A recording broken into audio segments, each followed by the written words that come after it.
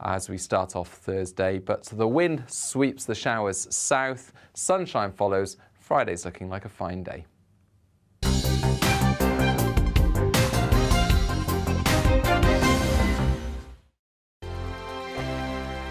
GB News is the UK's home of discussion and debate from all perspectives. To stay up to date on the latest stories, make sure that you subscribe to the GB News channel right here on YouTube. You can watch us live 24/7 across the whole world. You can also check out exclusive content and catch up on previous episodes of your favourite shows. Every day, we ask the questions that you'd ask, so why not add your voice to the conversation in the comments section? Don't forget to subscribe. We are GB News, Britain's news channel. Every night at 11 on GB News, we bring you the next day's stories the day before. Basically like time travel. If it's a big story, we'll cover it, guaranteed. But we'll also have some fun along the way. Big opinions, big laughs. Sometimes big hair. This is Headliners, the paper review show that won't send you to sleep like the others will. 11 p.m, 7 nights a week. Join us.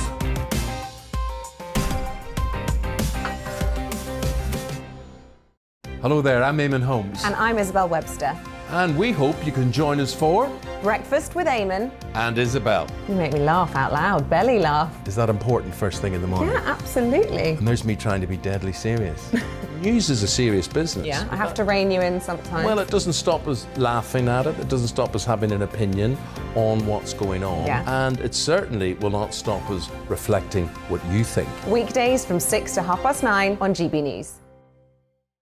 I'm Dan Wootton. Join me Monday to Thursday from 9 to 11 for the feistiest and most fun news debate on TV, where free speech reigns. I'll bring you a sharp take on the day's biggest stories, bombshell newsmaker interviews, and A-list guests. And I guarantee you, no spin, no bias, no censorship, and no reason to go to bed. That's Dan Wootton tonight, Monday to Thursdays from 9 on GB News.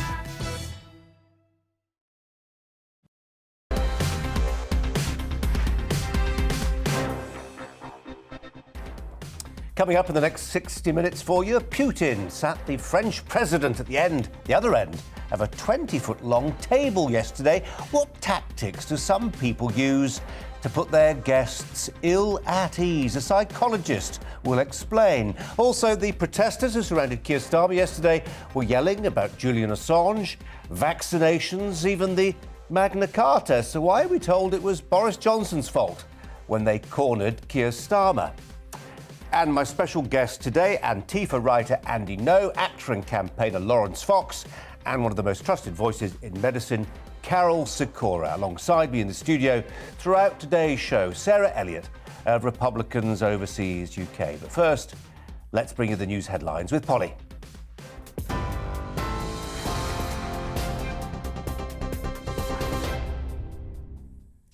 Very good afternoon. Our top stories at just after 4 o'clock. The Health Secretary has pledged almost £6 billion in funding to tackle the NHS waiting list backlog in England. Unveiling his new elective recovery plan, Sajid Javid promised to cut waiting lists to under a year by 2025. The number of people waiting to start routine hospital treatment in England now stands at 6 million. That's up from 4.5 million before the pandemic. Sadly, as a result of focusing on urgent care, the NHS couldn't deal with non-urgent care as much as anyone would have liked. The British people, of course, have understood this.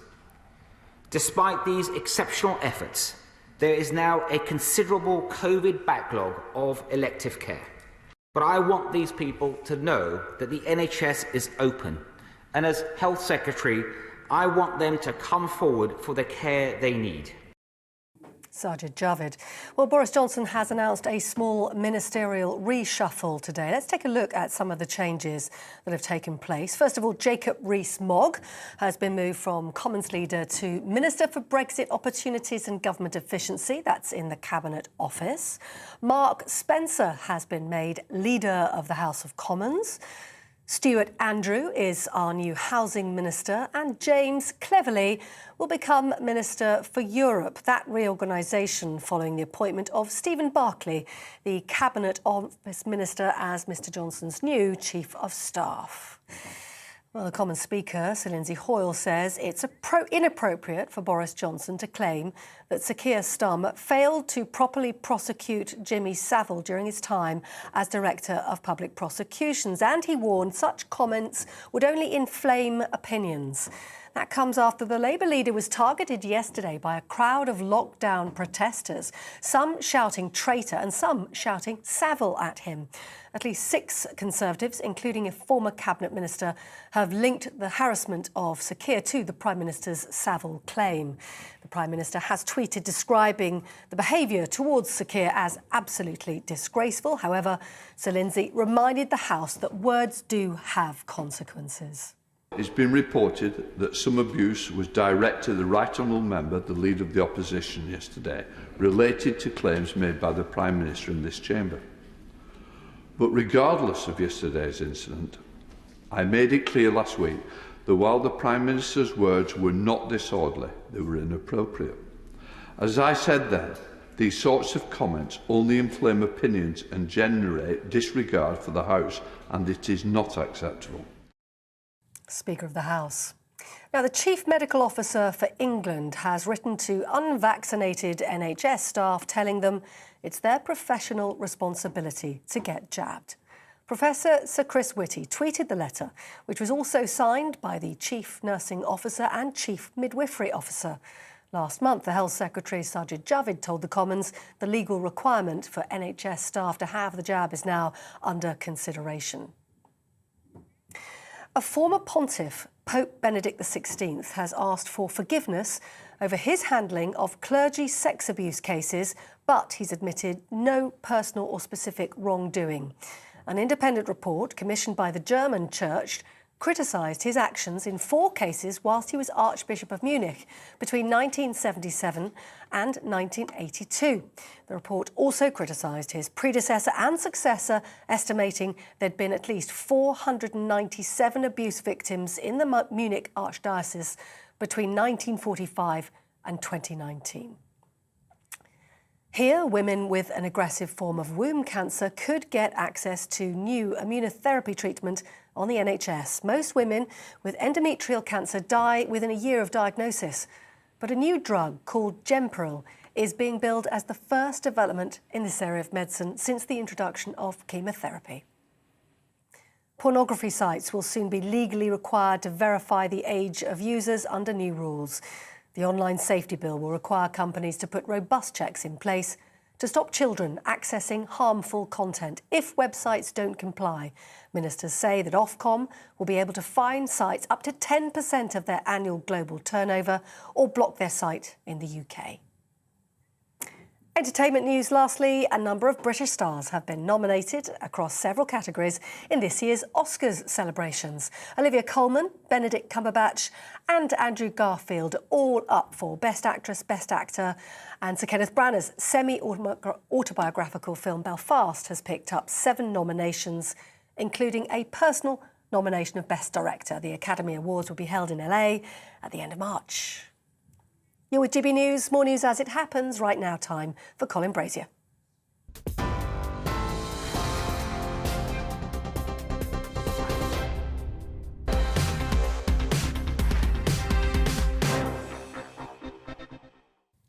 Hi there. Prepare for an interruption. We will go straight to Liverpool for Michael Gove talking levelling up soon, just as soon as he appears. In the meantime, though, let's crack on with today's news and reflect on the fact that didn't get a sentence away. Michael Gove, on his feet. It reminded me that in Liverpool, as with levelling up, there will always be a degree of friendly rivalry between red and blue. But if you've got them both in the city and they're both firing on all cylinders, then you can achieve something special. And whether it's in Manchester or in Liverpool or across the north, the fact that we have people across party divides, from the public and the private sector, prepared to recognise that this is the central mission of our times, is something which is both exciting and potentially transformative. Because the north is where the action is, politically and economically. And it has to be. Because as you've just reminded us, Steve, there are 2 things that go together that mark out the United Kingdom as an outlier in comparison to our neighbours and our competitors. were both the most geographically unequal and also the most centralised. And those two things go together. It's because of the degree of centralisation of power, of wealth and resource and decision-making in the southeast of England, because the sand has, economically and in terms of people, trickled to the bottom of the timer. It's because of that that we have both that centralisation and that inequality that need to be addressed, changed, and fundamentally reversed. And that's the mission of this government, and I know it's the mission of everyone in this room. And as the Prime Minister's pointed out, it's a moral, economic, and social mission. Moral, because it's simply wrong that individuals in communities in the North and the Midlands have limited life chances and fewer opportunities than those in London and the South East. The front page of the Liverpool Echo this morning strikingly draws attention to the difference in life chances and opportunities for children being born in Merseyside now and children born in my own Surrey Heath constituency. Whether it's the proportion of children who face problems with diet and obesity, whether it's the life expectancy of children even now being born in maternity wards in Merseyside, whether it's GCSE results, or indeed whether it's the disposable income that their parents enjoy. There is a fundamental inequality, which wherever you are on the political spectrum, is indefensible. And that fundamental inequality when it comes to the quality of life and the quality of public services is driven by a fundamental economic inequality. For more than 100 years, one of the great problems that we've had is that the gap between the productivity, the innovation, the economic growth of this country between North and South has been not just a barrier to people realising their potential, it's also been a barrier to the whole of the United Kingdom achieving the status, the rank, the level of opportunity, the wealth creation that all of us would want to see. Now, of course, the problems that we have at the moment, the geographical inequalities, the imperative to level up, these problems are deep-rooted and they are complex. And that is why in the Levelling Up white paper that we published last week, we made no apologies for writing at length about why we are in the state that we're in. And I know that before it was published, many people thought that the prospect of a 300-page white paper would be the perfect way to deal with any sleeplessness that might have afflicted any of us in this room. In fact, we didn't produce a 300-page white paper. We produced a 350-page white paper with a 50-page technical annex. But the reason why we went into such depth and such detail is because there needs to be a proper analysis, and indeed there needs to be an argument that is made. And that argument, and it may seem odd coming. Well, the North is where the action is, says Michael Gove, Secretary of State for Levelling Up. He's up there in Liverpool talking about some of those geographical inequalities. Wanted to give you a flavour of what the Levelling Up Secretary of State has to say on that subject in the North himself. And as he says, there has been a white paper extensively covered in previous days. Michael Gove there in Liverpool. Now, 24 hours ago, Keir Starmer was walking back to Parliament, the parliamentary estate, after a meeting at the Ministry of Defence. He was surrounded by protesters who were of sufficient concern to his security detail that the opposition leader was bundled into a police car for his own safety. You've seen the pictures, I'm sure. Several people, including at least one Tory MP, linked those scenes with the Prime Minister's comments in the Commons last week when he said that Keir Starmer had failed to prosecute the paedophile Jimmy Savile when he was in charge of the Crown Prosecution Service. Among the slurs hurled at Sir Keir last night, yesterday afternoon, were phrases like pedo protector. Well, this afternoon, the Speaker of the House of Commons seemed to have those comments from Boris Johnson in mind when he said that words have consequences. Words have consequences. But was the Speaker right to make a connection between the Prime Minister's much criticised comments about Starmer and Savile and the actions of yesterday's mob? Well, our political correspondent Tom Harwood, who's been assailed by the same pretty much group of protesters who tore into Sir Keir yesterday, pointed out today that it's wrong to suggest they've been spurred into action by the PM's words. Even when they surrounded Keir Starmer yesterday, the protesters were sloganeering about Julian Assange Magna Carta, and vaccines, of course. More besides. Tom's here in the studio to reflect on that. Tom, thanks for coming in. I know we were going to talk about levelling up as well. Maybe we'll get round to that in the fullness of time. Let's start with your experience personally. In Parliament Square and the streets off, there is I won't call them rent-a-mob or anything like that. There is a group of committed people, I think probably mainly connected through an anti-vax ideology, you know better than I do, but who pick up on a range of different subjects. I ought to say Sarah Elliott's alongside. People are wondering who we all are. Tell us about what happened to you, Tom. Yeah, I mean, this was over the summer. There'd been a number of journalists who've had it actually worse than I have. But there's a rabble of people who like to hang around the gates of Downing Street and Parliament Square, sort of making their voices known, talking about vaccines which they believe to be... Now, this was you, Tom. We're looking at pictures of... this was you. For those on the radio, yep, this is me. There's a woman behind me actually shouting some pretty vile things at everyone in the media, everyone who assumes that they're talking to, they think they're part of the establishment or whatever. One of the things that was shouted at me, interestingly, was the words pedo-protector. When was this? This was back in July. And this is something that regularly this group of people hurl at people who they see as of the media or of the establishment. And it's something that has gone back quite some time. The phrase pedo-protector is often levelled at the BBC, and often anyone who turns up outside Parliament with a camera is thought of as in somehow connected to the BBC as well. What I'm trying to say here is that this is a group of people who have form.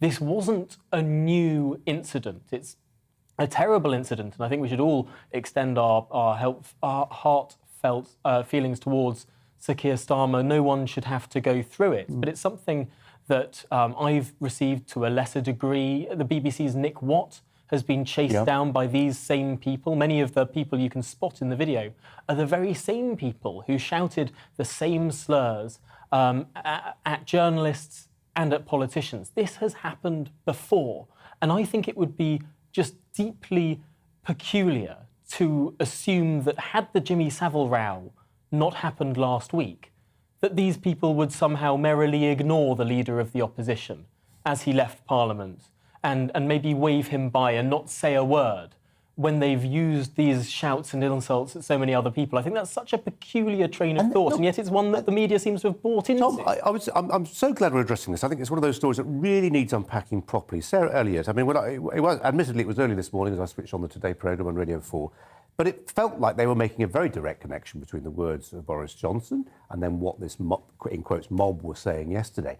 But actually, ... there seemed to be an additional inference. Now, maybe just for those of a fervent imagination were joining up the dots, but it felt like we were maybe rekindling memories of, I don't know, somebody from your home country whose words had inspired kinetic action. I mean, OK, maybe I'm going over the top. You know what I'm driving at. Right. I mean, I think now it's very common to put kind of intention behind words and things. So ever since January 6th, of which, I do think President Trump held some responsibility for, but now everyone is saying on the left that everyone on the right is trying to incite that type of violence, that type of behavior. And it's just, it's apples and oranges. You can't compare the two. It also ignores what the left does to incite emotion or, possible intent. We've got Andy No coming in later. Yeah. For people who maybe have heard of Andy No, best-selling author. I've read his book. He's got 1 million followers on Twitter. But the key point is he's been a victim of Antifa violence in America. That's right. You can talk about what's inspiring them, but the reality is political violence. And you never hear about that on the mainstream media. You never hear about the radical left or what politicians are saying on the left. Like, there is an African-American congresswoman, Democrat in America, who said to her followers, get into people's faces, get into the restaurants' faces. Don't let Republicans eat at restaurants or do business here. Now, we don't know about that over here on this side of the pond. And guess what? Most of Americans don't know about it either because the mainstream media will not pick that up. So there are Democrats that do it as well. Tom, can I just go back? I'm being urged to move on to another story, which I think is far less important than this story. So, with all respect to the voices in my ear, I'm going to stick with the story for a little bit longer. We meant to deconstruct the video and actually transcribe some of what was said by those protesters. I mentioned in my introduction, they're talking about the Magna Carta. Yes. They're talking about Julian Assange. Yes. They're talking predominantly, actually, about vaccines. We didn't have the time or the wherewithal to deconstruct that video, but you've listened to it. I have, and there are several different videos from different angles, most of which, if people have the time and look up at these videos on Twitter, most of them you can't hear a single word about Jimmy Savile. In one, presumably shot by the person who shouted the comment about Jimmy Savile, it's very audible. Interestingly, that's the one that BBC Newsnight chose to show last night. But in most of the videos, actually, you'd be hard-pressed to hear something about Jimmy Savile, because most of the shouting is outrageous things that shouldn't be shouted at any politician about, using the words traitor, shouting about shouting about Julian Assange, shouting about all sorts of things. Magna Carta. There's this movement that believes that no COVID regulations were justified because of Magna Carta, sealed, of course, in 1215 and annulled by the Pope a year later, as if that has any legal force left in this country. But many might wish it did, but I'm afraid these people are deeply misled if they believe that to be true. The point about this group of people and their gathering that was advertised by, among others, Piers Corbyn, the anti-vax leader of that movement, really, in the United Kingdom. This was there was a flyer put out to get people to attend first Downing Street and then Parliament Square yesterday. That flyer made no mention of Jimmy Savile. It made mention of vaccines. It made mention of bringing down the government and bringing down the opposition. The idea this was to do with Boris Johnson's comments is a stretch. I know we need to move on, but I just want one final thought, and that is to put the contrary side of the argument, Sarah, which is people yelling at their TV screens, computer screens, and maybe at their radio right now, saying, well, hang on, Joe Cox was killed. You know, there is a connection sometimes between what is said and what then happens. I mean, yes, but we also are in a country where you can freely express yourself and freely assemble, and this is why it's dangerous to be a politician today, because you don't really know the motives. David Amos, it's very. You're very unsure of what people will do, in these kind of situations. I'm going to extend this for one last moment. Since you mentioned Sir David Amos, that introduced, Tom, I would suggest to you and others, the seeds of doubt. I'm not a conspiracist, but I think when people saw that lost weekend of debate in Parliament about how the coarsening of political debate somehow produced the violent scenes on the streets of Southend, I was left scratching my head, and I was not alone. Well, we need to be careful around talking about the specifics of this case. I believe there's an ongoing trial about this, but I'm pretty sure that it's safe to say that it was very little to do with what people said in nasty tweets to one another, which extraordinarily is what the debate became about.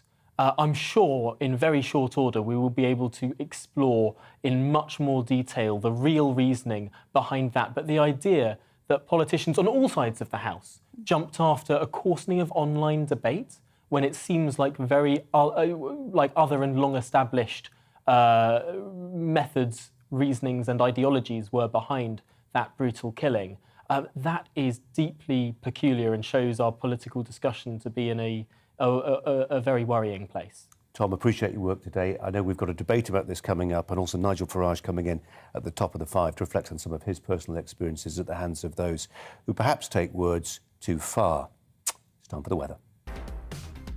Hello again. A three-way split across the country today. It's damp across central parts of the country, cold but showery in the north, milder further south, where it is largely dry with high pressure over the continent. But it's this lingering weather front that is bringing a lot of cloud and outbreaks of rain to northern England and later on North Wales, parts of the Midlands.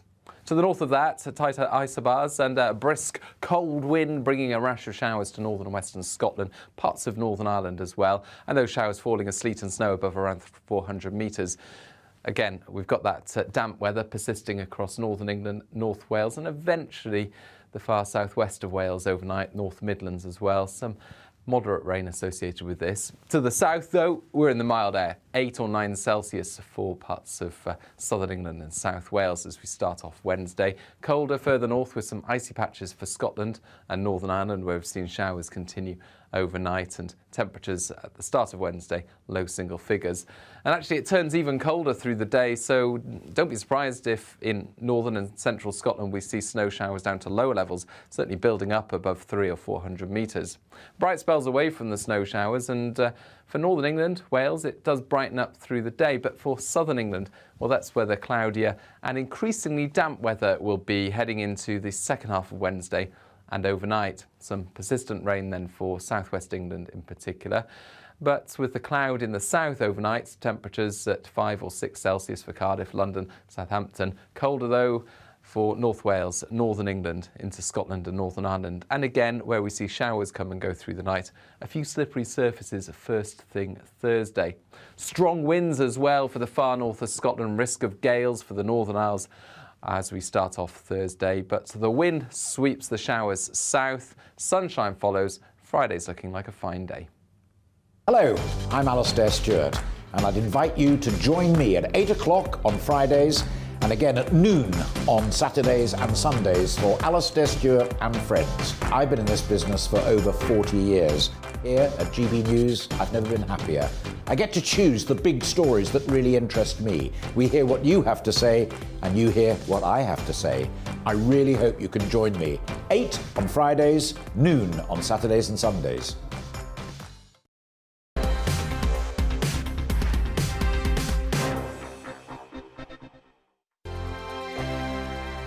GB News is the UK's home of discussion and debate from all perspectives. To stay up to date on the latest stories, make sure that you subscribe to the GB News channel right here on YouTube. You can watch us live 24/7 across the whole world. You can also check out exclusive content and catch up on previous episodes of your favourite shows. Every day, we ask the questions that you'd ask, so why not add your voice to the conversation in the comments section? Don't forget to subscribe. We are GB News, Britain's news channel. Every night at 11 on GB News, we bring you the next day's stories the day before. Basically like time travel. If it's a big story, we'll cover it, guaranteed. But we'll also have some fun along the way. Big opinions, big laughs. Sometimes big hair. This is Headliners, the paper review show that won't send you to sleep like the others will. 11 p.m, 7 nights a week. Join us.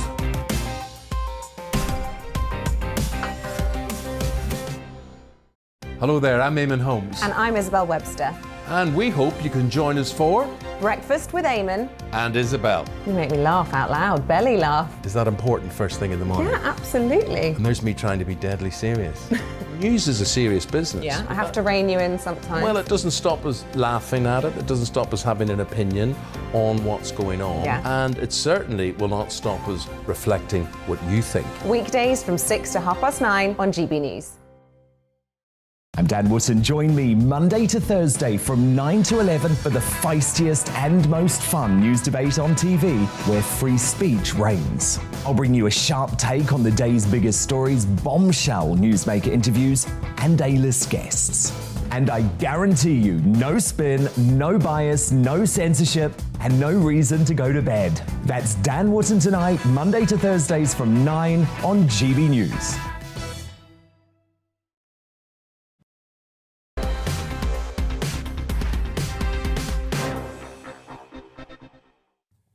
Welcome back. You're with Colin Brazier on GB News, on TV and on radio. Porn websites in the UK will be legally required to verify the age of their users under new internet safety laws. The legislation, which is part of the draft Online Safety Bill, it aims to give children better protection from explicit material. The measures could see people asked to prove they own a credit card or confirm their age via a third-party service.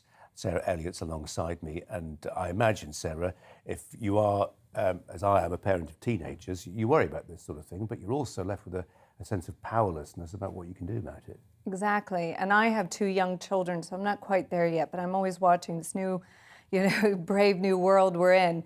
And if the tech companies can actually embrace the technology in which to protect children, I'm all for it. I think this is a great thing. It's needed to be done probably over 10 years ago, 20 years ago when the internet first came out. But the devil is in the details, and really will Ofcom really be that accountability, provide the proper scrutiny? And what are the standards for these tech companies? Is it clear? Do they know what the minimum things they have to do? How is it to get around things? I mean, it will be the investigative team that will really make sure that this is effective for young people. I mean, it's really interesting. In the last 10 years, a lot of research has come out as it makes scrambled eggs out of children's brains and relationships, and it's really detrimental. And the percentage of like 11 to 13-year-olds that have seen some kind of porn is over 50%, and it is it's just devastating and heartbreaking. They're innocent children. They are, and you're up against some profound, almost irresistible forces. I mean, setting aside the emotional urges of teenagers, you've got the money-making ability of those, you know, of the sex word on a search engine, and those two things put together are, you know, almost impossible for any regulator to fully put a stop to. But you're also right, and I imagine some parents listening to what we're talking about now will share the discomfort that many people feel that, as you say, children's innocence has been shredded by a lot of what they've got access to now.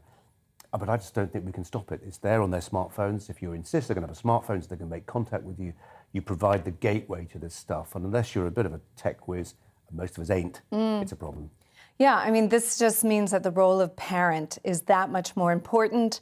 Maybe we should be putting all of our phones down a bit more and playing games and puzzles and eating, but it's very difficult when your whole world is in your pocket and you can easily do work here and there, and they can do homework there and there. It just means we're going to have to be hawks as parents, but also model good relationships as well in our home, and that's equally important.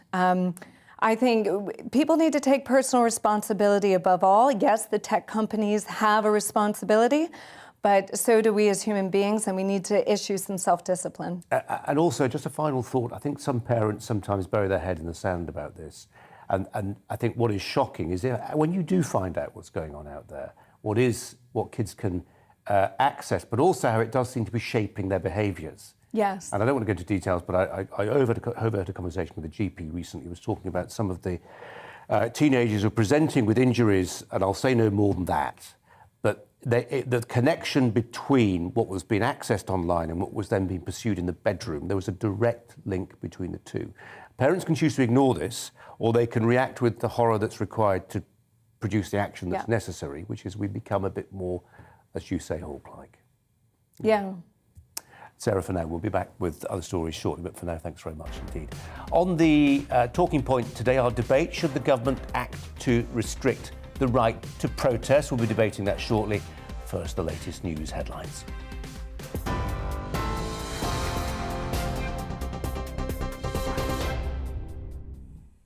The headlines at 4:30, the Health Secretary has pledged an additional £6 billion to tackle the backlog of NHS waiting lists.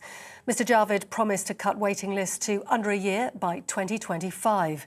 The number of people waiting to start routine hospital treatments in England now stands at 6 million, up from just under 4.5 million before the pandemic. Boris Johnson has announced a small ministerial reshuffle today. Jacob Rees-Mogg has been moved from Commons Speaker to Minister for Brexit Opportunities and Government Efficiency. Mark Spencer has been made Leader of the House of Commons. Stuart Andrew is the new Housing Minister, and James Cleverly will become Minister for Europe. The move follows the appointment of Stephen Barclay as Mr Johnson's new Chief of Staff. Documents show the Foreign Office was the target of a serious cyber-security attack earlier this year. Recently released information reveals experts from BAE Systems were brought in to deal with it at a cost of just over £467,000. The Foreign Office said they wouldn't be commenting on the incident. The Commons Speaker, Sir Lindsay Hoyle, says it was inappropriate for Boris Johnson to claim that Sir Keir Starmer failed to prosecute Jimmy Savile, warning such comments only inflamed opinion. Yesterday, the Labour leader was targeted by a crowd of protesters shouting "traitor" and "Savile" at him. The Prime Minister's facing renewed calls to apologise for his comments from within his own party.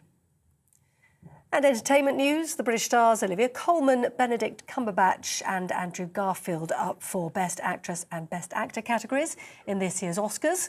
Sir Kenneth Branagh has been nominated for Best Director for his film Belfast, and Dame Judi Dench has been nominated for Best Supporting Role in that film. The Academy Awards will take place at the end of March in Los Angeles. On TV, online and on your radio via DAB+, you're with GB News. Now more from Colin Brazier.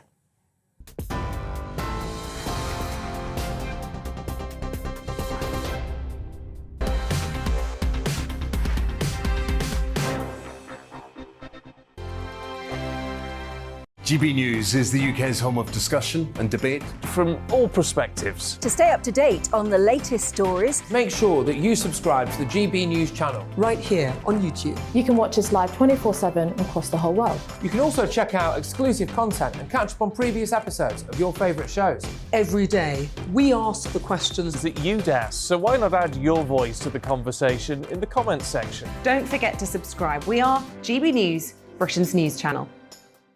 Every night at 11 on GB News, we bring you the next day's stories the day before. Basically like time travel. If it's a big story, we'll cover it, guaranteed. But we'll also have some fun along the way. Big opinions, big laughs. Sometimes big hair. This is Headliners, the paper review show that won't send you to sleep like the others will. 11 p.m, 7 nights a week. Join us.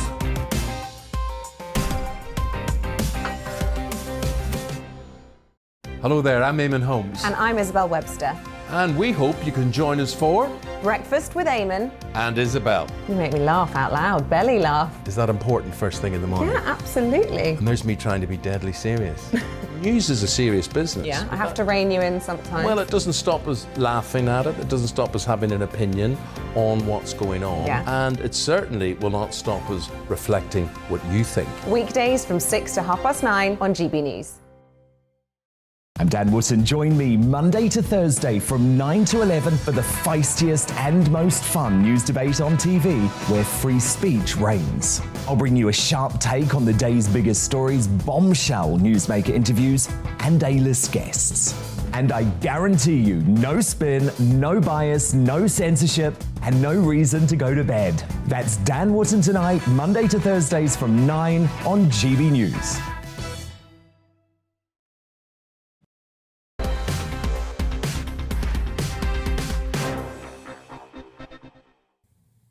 You're with Brazier on GB News. It's about 25 to 5. Nobody in their right mind would support the actions of the hateful, shrieking mob that confronted Sir Keir Starmer last night. But should the government act to restrict such protests in a society where people are free to protest? Isn't it just a reality that some people will protest in a way we find objectionable, tasteless, counterproductive perhaps?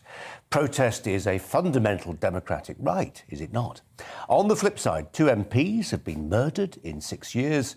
Lower level harassment of MPs is also reportedly rising, and some might be deterred from entering politics because of it. Safety must come first, will say many. Well, join me to debate this, the barrister Francis Hoare and the former Chief Superintendent Parm Sandhu. Thank you both for joining me today on this important topic. Appreciate your time. Parm Sandhu, if I can start with you as somebody who's been at the sharp end of policing.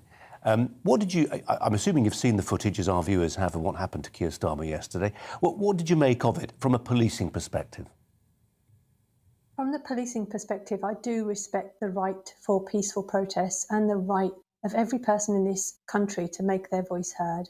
However, I could also put myself in the steps of Sir Keir and also other people who have to go to work, come away from work. And frankly, I thought that was quite intimidating, frightening. And, you know, should our democratically elected leaders have to go through that to get to work or get away from work? And I didn't think it was acceptable at all. Francis, where is the line? Where is the line of acceptability? Clearly, members of the public have a right to make their objections clear to their elected representatives, the people we decide should run our lives in many respects. But where is the line? It is and should be no more and no less than where the criminal law puts that line, and that is to prevent harassment, and that's to prevent, obviously, violence or anything of that nature threats of violence. And obviously it is right for political figures to be protected. And I also agree that it's unsavoury, perhaps unpleasant, for them to be subjected to protest. But where I think it's important to also make the point is that these are not individuals going about their ordinary lives as people do to a job. They are politicians who are responsible for decisions and responsible for not opposing decisions or opposing decisions, in the case of Sir Keir Starmer, that affect everyone. And it's very important to note that in that protest, there was a lot of anger about Sir Keir Starmer, and some of the anger was that he had not been doing his job, as the protesters saw it, to oppose the government over the last 2 years. One of the things that the government did in that time was, for the first time ever in history, to ban all protests without qualification. And that is an extremely significant step that the government took, and one that was met with very little, if any, opposition at all, and certainly not from Her Majesty's principal opposition. And so when we look at what politicians should be expecting and what politicians should have a right to expect, of course they should be protected, but they should not be protected from the inevitable consequences of their position, which is that they will be and should be subject to people getting angry on occasion, protesting on occasion, heckling on occasion, because they do not like what they're saying. That is a qualification of a free society. And, of course, in a free society, in a democratic society, come the general election or a by-election or whatever that democratic mechanism is, the people have the explicit right to show their elected representatives how they feel about them, and that sometimes involves voting them out. Parm Sandhu, if I could just address one very specific point. There is nothing new about MPs being upbraided, sometimes very noisily, sometimes even violently, by members of the public. It's been happening for hundreds of years under our system. One thing that strikes me as new, and it struck me afresh just watching those pictures from yesterday afternoon, is the introduction of the smartphone. And you saw them yesterday. People had their lights on their smartphones. They were recording themselves. They were recording what the police were doing. They were recording what Keir Starmer was doing. They were trying almost to act as reporters, putting questions to him on video. That supercharges the atmosphere. I just wonder, in terms of, again, how the policing happens, how it changes things, if at all. I think it's important that there are those records available, so that even if individuals are recording themselves, those records are available should there be a need to go down the criminal law route. But to be honest, I'm quite surprised at the comments that have just been shared, in that I do feel that any person has the right to walk down the street without being caused harassment, alarm or distress. And it was clearly obvious that David Lammy and Sir Keir Starmer were being harassed, and they were being caused alarm and distress. So I have to disagree with the comments made by your other representative, because I think that did cross that line, and people do have the right to make their voices heard, but not to crowd into people, not to prevent and obstruct them walking down the street. And had I been in that street, I would have felt quite frightened and intimidated. And when we're talking about the bigger picture, policing in this country is by consent. And yes, you do have to have consent of the people. You have to have trust and confidence. But I don't think that was a legitimate way of protesting against either Keir Starmer or any policies or any member of parliament who has or may have, represented or not represented certain facts. That was the wrong way to do it. Francis, you want to come back on that? Well, I'm sure she will have heard the opening of what I said, which is that it is not acceptable to contravene the criminal law, and that means harassment, which has the qualification that was just given. So obviously I wasn't defending anything that could constitute a criminal offence. However, we do live in a free society. And one of the consequences of that is that politicians must be willing and able to face the opposition and the support of the electorate. And Colin, you said quite rightly that in a democratic system we have the right to elect or to reject politicians every few years. But a democracy, a liberal, free society, which also has a democracy, the liberal and free part is much older than the democracy. And as you rightly say, we have a history in this country of rumbustious political controversy and political thought, which has made this country a great deal freer than many other countries in many other parts of the world. And we owe that heritage to our free debate. And we also need to remember that if you are going to be making decisions, you have to be able to face the consequences of those decisions. And that sometimes means real anger by the public. So, yes, of course, it's right that the criminal law should intervene when criminal offences are committed. But it may well be that there will be protests and there will be anger by people which may or may not contravene the criminal law. If they do contravene the criminal law, then the police should behave and react appropriately. But we cannot insulate politicians from that in a free society, nor should we seek to do so. And just to take the other side of the argument, and Palm, Sandhu, maybe you can help me with this. I mean, I would say to Francis, and I think maybe some of our viewers would, that actually MPs are exposed to the general public regularly, or at least they should be, in the form of their constituency surgeries. But I just wonder whether there's something, and again, I want to come back away from the sort of slightly abstract conversation we're having to the practicalities of what happened yesterday, Palm, Sandhu, that if you were looking at where that happened, where this happened yesterday, it wasn't obviously on the parliamentary estate, but it was just off Parliament Square. And there is a sense in which that area around the Palace of Westminster is almost now part of the cockpit of the nation. And it certainly proved to be a magnet for people. We can talk about how representative they are of wider opinion or not, whether they're a renter mob, a few fanatics, or whether they actually speak for a broader section of society. But I just wonder, from a purely practical policing point of view, whether that area around the Palace of Westminster is somewhere where the police need to be on particular guard. I dare say you're about to tell me they are already. I was just about to say there are extra policing patrols in that area, and that is to police the protests, to make sure that people are behaving in a lawful, peaceful manner, and also to facilitate people who work in that area. So it could be the local shopkeeper, it could be any local businesses, because they do have the right to go to work as well without being disrupted. So there are extra police patrols in that area. But just going back to, I do feel that MPs do not and should not be having to put up with that behaviour, because they do have surgeries. You can write to your MPs, you can write to your legal representatives, but I don't feel that anyone has a right to obstruct a person walking down the street in that manner, shouting and being abusive and using that sort of language, because the clips that I saw were quite rude and they were not appropriate in my view.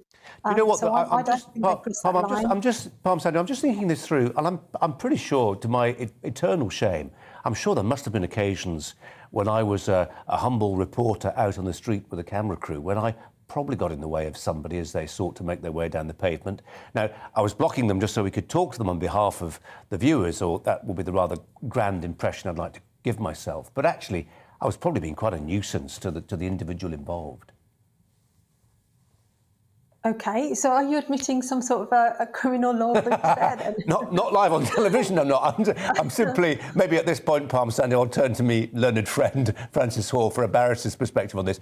Francis, I'm just making the point that actually, I'm coming back to where we started, actually, where the line is.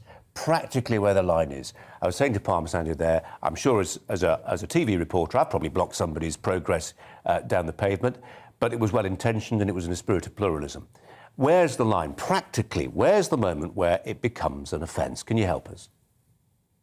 Well, as ever with offences of this nature, will always be a blurred line. What is harassment is a subjective question according to the magistrates or the jury, and that depends on the actions and the thoughts of that individual. But it's concerning to hear that a police officer saying it's impolite, or it's rude, or it's not called for. I'm sorry, it's not a job for the police to police what is rude, uncalled for or appropriate. It's not true to say that the democratic process ends with surgeries and elections. It doesn't. It includes robust political debate and demonstrations. It includes people being able and willing and without fear of the consequences to robustly express their political views. It includes people being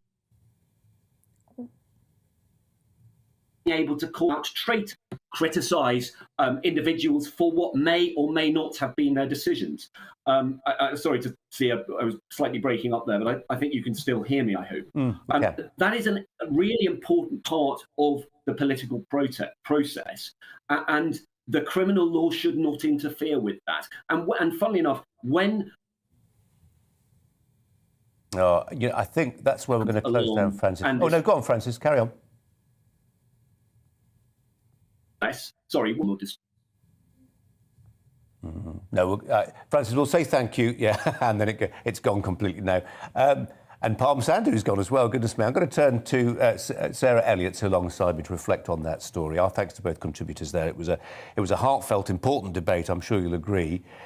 Sarah, you were nodding. I could just, through my peripheral vision, I could see you nodding at what Francis Hall was saying there. Tell us why. Yeah, that was a great segment, and I love that debate. And I found myself first instinctually as a classical liberal going with Francis, but then Parm would speak up, and I'm like, yeah, no one should feel threatened on the street. That's part of their civil right as well. So I'm nodding my head with her, and then back to Francis. And I think at the end of the day, it is a form of protest to shout at a politician, and also a right of journalists like yourselves to get in and try and get the scoop. And politicians know that it comes with the job. They can't insulate themselves from that. But do you think we're trying to make politics too antiseptic? I mean, there is a sense in which politics, it's the stuff of life, isn't it? Yeah. And people are going to get agitated about it and emotional about it, but we have to cap that emotion, whether it's online in what people send in the form of tweets, whether it's somebody standing in front of you. Right, but I think that comes from personal responsibility, not the role of the police to say, well, I'm going to fine you because you're rude. I think that does step the line and overstep the line, and I'd like them to focus more on, actual, real, dangerous crime. OK, well, on that we can definitely agree. Sarah, thanks for now. After the break, has Vladimir Putin been using clever psychological manipulation to get his way on the global stage? More on that after the weather. Hello again. A three-way split across the country today. It's damp across central parts of the country, cold but showery in the north, milder further south, where it is largely dry with high pressure over the continent. But it's this lingering weather front that is bringing a lot of cloud and outbreaks of rain to northern England and later on North Wales, parts of the Midlands. To the north of that, tighter isobars and a brisk cold wind bringing a rash of showers to northern and western Scotland, parts of Northern Ireland as well, and those showers falling as sleet and snow above around 400 metres. Again, we've got that damp weather persisting across northern England, North Wales, and eventually the far southwest of Wales overnight, North Midlands as well. Some moderate rain associated with this. To the south, though, we're in the mild air, 8 or 9 Celsius for parts of southern England and South Wales as we start off Wednesday. Colder further north with some icy patches for Scotland and Northern Ireland, where we've seen showers continue overnight, and temperatures at the start of Wednesday, low single figures. And actually it turns even colder through the day, so don't be surprised if in northern and central Scotland we see snow showers down to lower levels, certainly building up above 300 or 400 metres. Bright spells away from the snow showers, and for northern England, Wales, it does brighten up through the day, but for southern England, well, that's where the cloudier and increasingly damp weather will be heading into the second half of Wednesday and overnight. Some persistent rain then for southwest England in particular. But with the cloud in the south overnight, temperatures at 5 or 6 Celsius for Cardiff, London, Southampton. Colder though for North Wales, northern England into Scotland and Northern Ireland. And again, where we see showers come and go through the night, a few slippery surfaces first thing Thursday. Strong winds as well for the far north of Scotland, risk of gales for the Northern Isles as we start off Thursday, but the wind sweeps the showers south, sunshine follows. Friday's looking like a fine day. I'm Liam Halligan. Join me every weekday at 1 p.m. for On the Money, your daily dose of economics, business and consumer news. I've got 25 years experience covering economics and finance. We hold grown-up discussions with a host of experts who really know their stuff. We can't buy gas and store it. That was a mistake, wasn't it? I think it was a mistake. Even you, Liam, don't have a crystal ball. Inflation's a real threat. Every weekday at 1, you're on the money.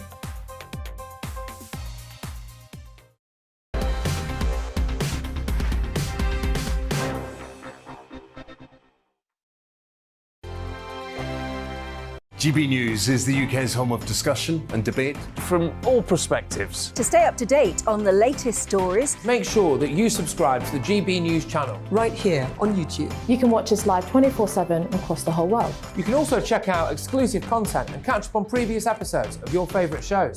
Every day, we ask the questions that you'd ask, so why not add your voice to the conversation in the comments section? Don't forget to subscribe. We are GB News, Britain's news channel. Every night at 11 on GB News, we bring you the next day's stories the day before. Basically like time travel. If it's a big story, we'll cover it, guaranteed. But we'll also have some fun along the way. Big opinions, big laughs. Sometimes big hair. This is Headliners, the paper review show that won't send you to sleep like the others will. 11 p.m, 7 nights a week. Join us.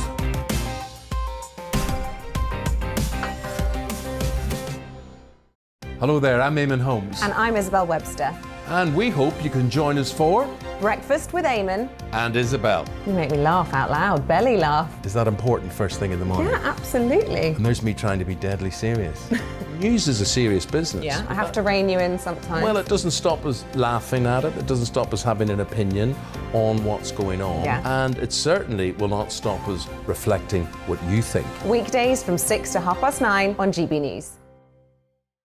I'm Dan Wootton. Join me Monday to Thursday from 9 to 11 for the feistiest and most fun news debate on TV, where free speech reigns. I'll bring you a sharp take on the day's biggest stories, bombshell newsmaker interviews, and A-list guests. And I guarantee you, no spin, no bias, no censorship, and no reason to go to bed. That's Dan Wootton Tonight, Monday to Thursdays from 9 on GB News.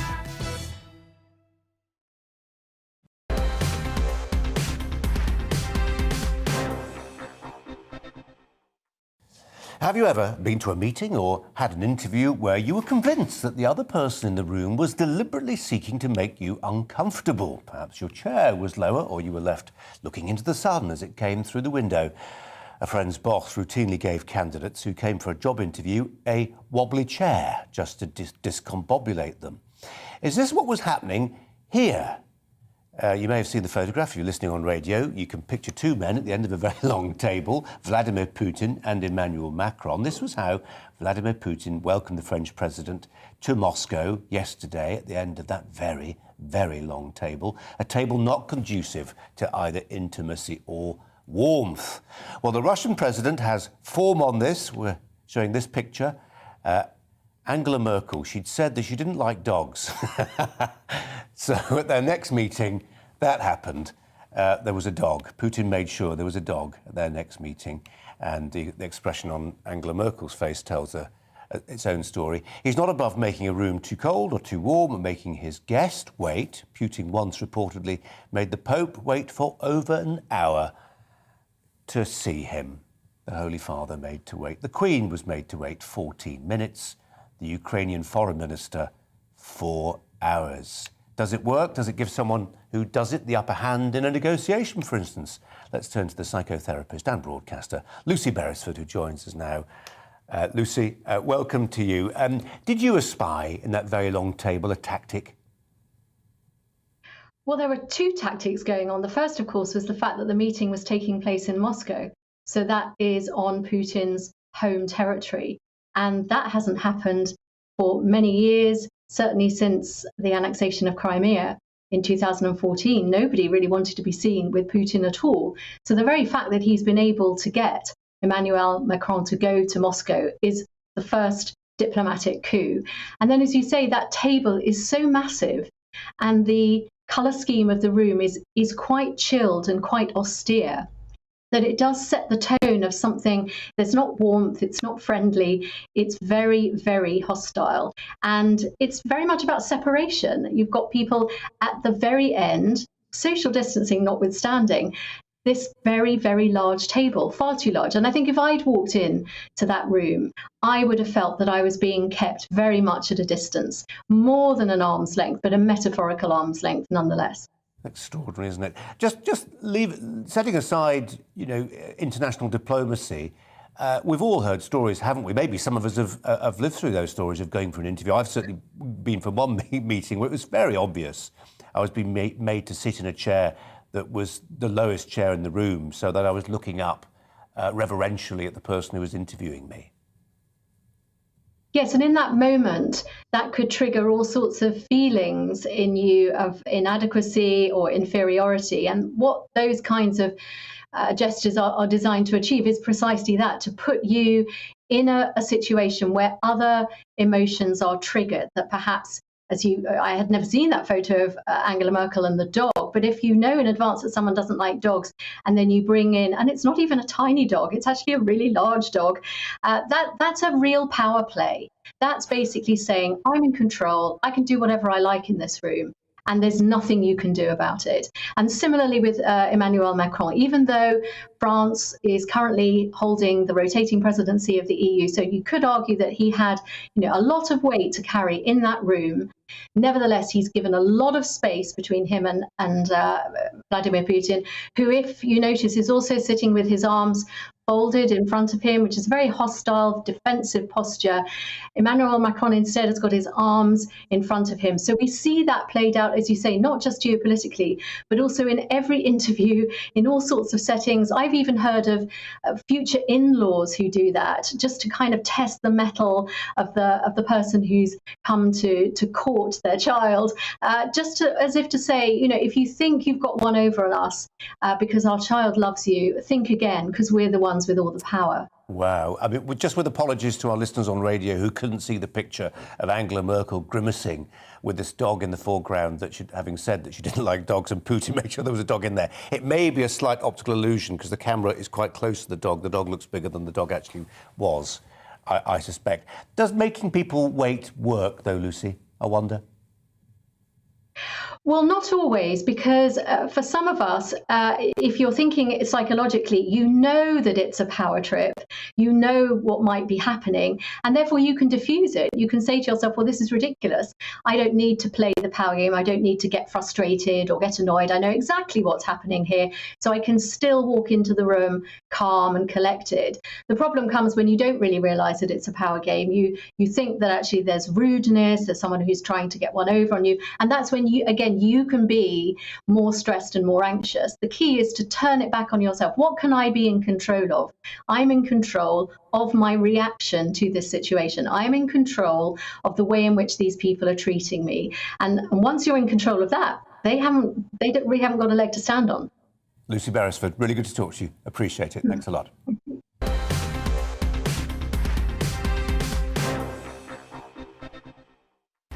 It's just gone 5 o'clock. You're with Colin Brazier on GB News, on TV and on radio.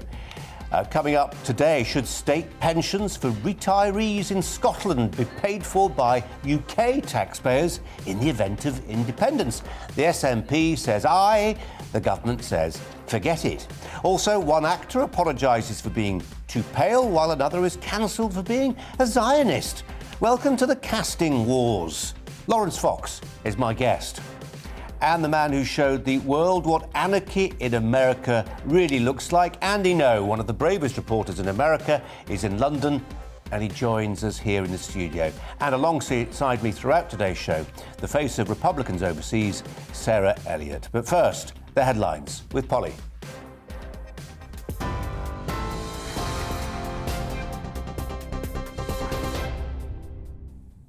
Hello there, just after 5 o'clock, your top stories. The Health Secretary has pledged almost £6 billion in funding to tackle the NHS waiting list in England. Unveiling his new elective recovery plan, as it's called, Sajid Javid promised to cut waiting lists to under a year by 2025. The number of people waiting to start routine hospital treatment in England now stands at 6 million. That's up from 4.4 million before the pandemic. Sadly, as a result of focusing on urgent care, the NHS couldn't deal with non-urgent care as much as anyone would have liked. The British people, of course, have understood this. Despite these exceptional efforts, there is now a considerable COVID backlog of elective care. But I want these people to know that the NHS is open, and as Health Secretary, I want them to come forward for the care they need. Sajid Javid. Well, Boris Johnson has announced a small ministerial reshuffle today. Let's take a look at some of the changes. First of all, Jacob Rees-Mogg has been moved from Commons leader to Minister for Brexit Opportunities and Government Efficiency. That's in the Cabinet Office. Then Mark Spencer has been made leader of the House of Commons. Next up, Stuart Andrew is the new Housing Minister. And James Cleverly will become Minister for Europe. The reorganisation follows the appointment of Stephen Barclay, the Cabinet Office Minister, as Mr Johnson's new Chief of Staff. Documents show the Foreign Office was the target of what they're calling a serious cybersecurity incident earlier this year. Recently released information shows experts from security firm BAE Systems were brought in to deal with it at a cost of just under £500,000. It's not clear who was responsible or what the effects of it might have been, but the Foreign Office said it wouldn't be commenting on the incident. The Commons Speaker, Sir Lindsay Hoyle, says it was inappropriate for Boris Johnson to claim Sir Keir Starmer failed to prosecute Jimmy Savile properly. It's after the Labour leader was targeted by a crowd protesting COVID measures yesterday, some shouting traitor, some shouting Savile at him. At least 6 Tories, including a former Cabinet Minister, have linked the harassment of Sir Keir to the Prime Minister's comments. The Prime Minister himself has tweeted describing behaviour towards Sir Keir as disgraceful. However, Sir Lindsay reminded the House that words do have consequences.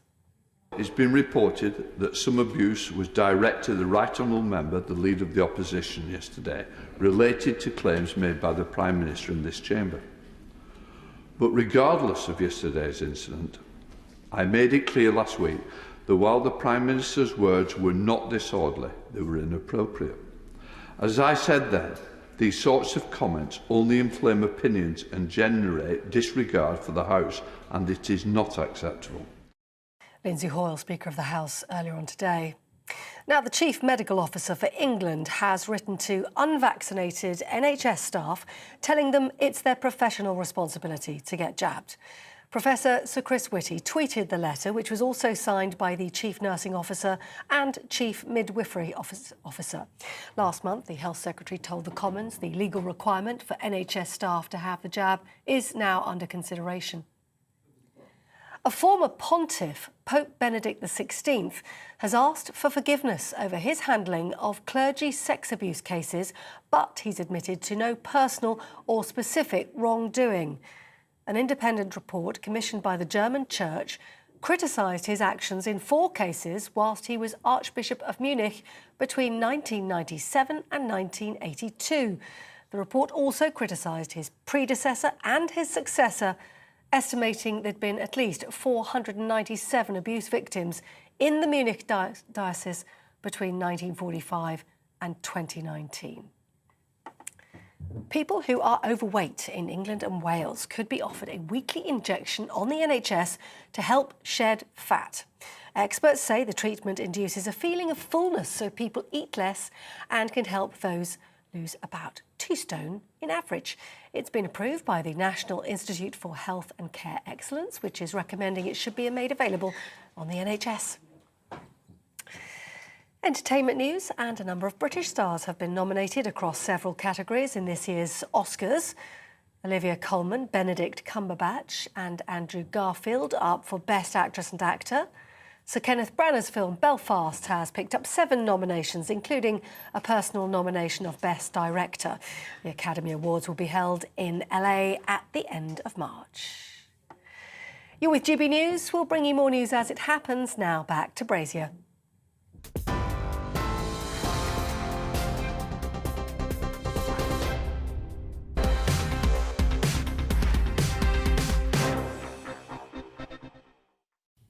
Well, you saw it in the bulletin just a few moments ago. The Speaker of the House of Commons gave a warning today that words have consequences. His comments were taken as a criticism of Boris Johnson after the Prime Minister accused Keir Starmer of not prosecuting Jimmy Savile when the Labour leader was in charge of public prosecutions. 24 hours ago, protesters surrounded Sir Keir in Westminster and he had to be led away for his own safety. Some of the protesters shouted "Pedo Protector" at Starmer, and at least one Tory MP suggested a link between that slur and the PM's words last week. Well, joining me now, the GB News presenter and much else besides, Nigel Farage, who has been on the receiving end of, well, I was going to say violent protest. That's not an unreasonable thing to say, is it, Nigel? I don't think. No, I had years of it. And I've been warning MPs for a long, long time. They've got to start rethinking their security. The appalling David Amess murder highlights that. But at the moment, you have public figures just walking around the streets of Westminster without any protection at all. And there's an argument here that says, well, we don't want our elected representatives to be taken away from the public. But the only way that I could meet the public was by having people with me that were there for protection. And one of the mind-boggling things about yesterday with Keir Starmer is why was he walking openly in a street like that? He could have easily walked through Portcullis House. There is a tunnel underneath that goes to the Palace of Westminster. What was he doing? Now, of course, the conspiracy theories all say it was a set-up. He was looking for the aggro. They would try. It'd be nice weather, Nigel. Well, it could be, and it was a nice day too. But one lesson I learned from all of this is that you avoid conflict. You don't seek conflict out. And for the last 3 or 4 weeks, there have been gangs of people in Westminster, in Parliament Square, quite aggressive, shouting. Yesterday afternoon, a crowd had just been addressed by none other than Piers Corbyn. I mean, what on earth, if we take the innocent explanation for this, what on earth was Starmer? What on earth were his security team thinking of him walking through? It's been going on for months. I mean, I remember an interview you did we had Tom Harwood in an hour ago, our political correspondent. You were interviewing Tom in Parliament Square months ago. Yes. And the noises off were turning the air blue then, with similar sentiments, and it wasn't just one thing, it was several things. Sarah Elliott from Republicans Overseas is alongside us, and I mean, it would be silly not to ask you about the American perspective on this. I mean, we're left with an impression here, and obviously Nigel knows American politics as well, that in America things are done differently. There's far less access that the public enjoy to their politicians. Is that true? I mean, I think just because of the sheer scale of the country, that is true to some degree. But we have been openly assembling all throughout the pandemic and to this day, even through the winter and the COVID restrictions. So Americans have, they enjoy their free speech, they protest, they also peacefully assemble with their politicians. But there is... politicians in America do not have the protection either. They walk out freely. And actually, to access congressional office buildings, you just go through a security detector. You don't have to have a meeting arranged. It's very much the people's house. So they do also have concerns about safety. Nigel, just to go back to that footage from yesterday, I wanted to deconstruct it for our viewers. I wanted to show exactly what was said, second by second. We've not had the technical wherewithal to do that, but we can say it verbally, can't we? It wasn't just about pedo protection. No. That was one element of a much wider script. There was talk of Julian Assange, Magna Carta, lots about vaccines. New World Order, many other things. I mean, this whole thing's very odd. I think using the Jimmy Savile line was very inappropriate of Boris Johnson in the context of what was going on in the House of Commons that day. Now, had it been a furious Prime Minister's questions, it's the sort of stuff that gets chucked back and forth, and probably nobody would have noticed. So it was inappropriate of Johnson to use it. But the thought that it's an outrage, the thought that it's some terrible slur, the thought that the Speaker, who I think generally is doing a brilliant job, certainly compared to the last chap, I must say, but the thought that the Speaker, makes a statement on this and words have consequences, and quite frankly, that Radio 4's Today programme, paint this out this morning as being this most dreadful thing that has directly led to violent attacks. There is a huge amount of confected outrage going on here. And I'm going to say this. I was in the car coming to London early this morning, and I was hopping between Radio 4 and the breakfast show here on GB News, and I thought Tom Harwood actually got it absolutely right when he made the point of all the people that were there massing around Starmer. Jimmy Savile and Pedo Protector was a tiny, tiny part of it. So I know the Prime Minister is beleaguered. I know when things are against you, everything seems to be against you. But frankly, was it right to use Jimmy Savile in the context he did? No. Is it a slur? Is it an outrage? Should he apologise? Should the BBC be having kittens? And should the Speaker of the House of Commons have made a statement? No, no, no, and no. You've unpacked it beautifully, and I'm sure you'll be doing so from 7 with your show as well. Nigel. Thanks very much, Steve, for coming in. Thanks a lot. Half a dozen new North Sea oil and gas fields are to be given the go-ahead this year to ease the energy crisis and reduce our reliance on foreign fuel and gas. The Business Secretary, Kwasi Kwarteng, reportedly pushing for the investment. Speaking to The Telegraph, one source had some sharp words for the net zero agenda, which some blame for the massive rise in energy bills seen last week. This is the quote. Kwasi is actively resisting insane calls from Labour and the eco lobby to turn off UK production. Doing so would trash energy security, kill off 200,000 jobs, and we would only end up importing more from foreign countries with dubious records. They went on, the more clean power we generate in the UK, the less exposed consumers will be to gas prices set by international markets. Well, my next guest will have some sympathy, I imagine, with that particular view. The Conservative MP for the Isle of Wight, Bob Seely. Bob Seely, thanks ever so much for your time. Appreciate it. More drilling. Yes, good thing. Good afternoon to your viewers. About time too. There are 18 potential permissions needed, or there are 18 decisions being waited on in, my understanding is, for North Sea oil and gas. And actually, as long as we use gas, as long as we use oil in the eventual route to net zero, I'd much rather be using our own than buying it and having to ship it at ridiculous amounts of carbon cost from either the Middle East or to get it from Russia, as we do 5%. And we know how Vladimir Putin is abusing his power in the gas markets for his political agenda. Bob Seely, do you come across people in the Commons tea rooms who, as well as saying we're not making enough of our own reserves in the North Sea, have recriminations about a previous Conservative administration's reluctance to exploit shale gas? Shale gas, not so much, because I think people are a bit nervous about going there politically. But I think this whole energy crisis has crept up on us very slowly over the past 10 years. And it has been, frankly, as a result of 20 years of failure to grip the energy issue and failure to develop an energy policy. And that goes all the way back to New Labour, the Conservative Liberal coalition, and in the last few years. And to be fair to Kwasi is actually gripping an issue that I'd wish ministers had gripped a decade, 15, 20 years ago. We're getting new nuclear on stream and online, but it takes a very long time. And what we need to be doing now, we produce less than half our gas, despite having an awful lot of gas left in the North Sea, and despite the European Union, which we're no longer part of, but, despite the European Union saying that gas is a clean energy, and it's certainly an important transition energy to going fully carbon-free, as we would with nuclear and renewables. So we need to get that gas out of the North Sea, and I'd rather us creating the energy and the wealth and not having to rely on some unsavoury regimes like the Russian Federation. Which leads us on to a subject I know you're keen to talk about today, our reliance on, well, not necessarily our reliance on Russian gas, but the fact that many of our close neighbours are reliant on Russian gas. So we have the situation where we've got to, import lots of LPG, lots of liquid petroleum gas.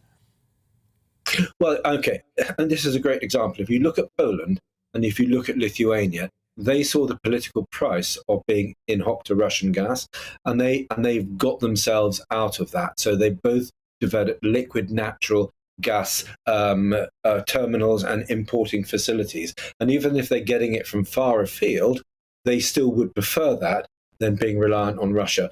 I wish Germany had done the same thing. I also wish Germany had not shut down or about to shut down the last of its 17 nuclear power plants, because not only is its energy policy an environmental mess, because it's now reliant on the dirtiest form of coal-producing power, but it's also one of the reasons why the Western alliance seems to be so confused about our approach to Russia. And we've now seen that actually comes with very, very dangerous consequences. Yeah, no, Germany's attitude towards nuclear power after the Japanese tsunami was nothing short of Doonally, frankly. Bob Seely, appreciate your time. Thanks a lot.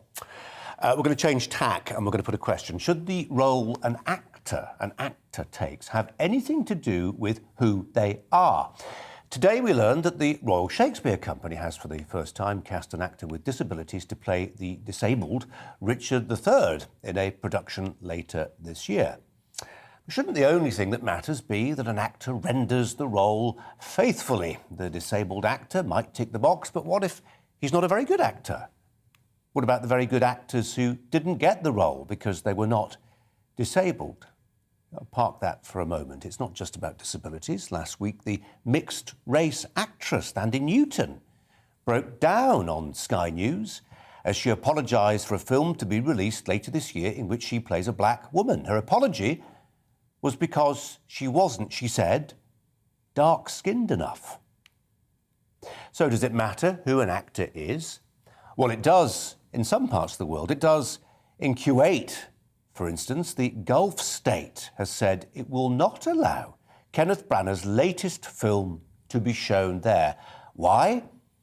Because the movie stars her, the Israeli actress Gal Gadot. Or is it Gadot? I'm never quite sure. Gadot, who also played Wonder Woman, for which that film's banned in Lebanon as well. Let's turn to the leader of the Reclaim Party and a former actor, more importantly, Lawrence Fox, who joins me now. Lawrence, thanks for your time. Should we break those down one by one? On the RSC's decision to cast a disabled actor as Richard III, I make the point there, at least I put the question, that it may seem quite a nice idea on one level, but it ignores the merit question. It ignores whether this actor is the best actor for the job. Well, I think there are plenty of actors with disabilities who can perform wonderfully. I think the key component of whether someone gets a job or not should be based on the merit of their ability to convince an audience to suspend its disbelief. But you know, I think it's actually on this one. I'm kind of supportive. I think Richard III is continuously described throughout the play as deformed, my understanding is the actor is missing a radius in his forearm, and I think he'll probably be able to use that and make something of it. So I think good on them. But you know, the horrible thing is that he's probably going to be judged on the fact that he has a disability rather than the merit of his performance.